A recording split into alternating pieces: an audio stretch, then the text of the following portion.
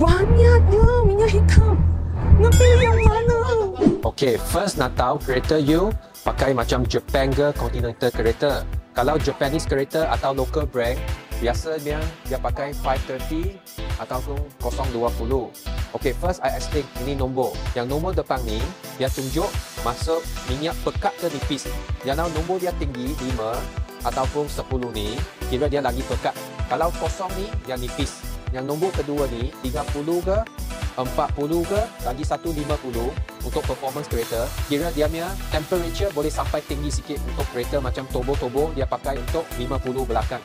Tapi untuk kereta biasa 40 ke 30 ke sudah cukup. Lagi kalau kereta sudah lebih 10 tahun ada makan minyak hitam, jangan pakai semi ke fully lagi, pakai yang mineral 20-50. Sebab sintetik, fully ini semua nipis sangat. Dia punya minyak cepat habis.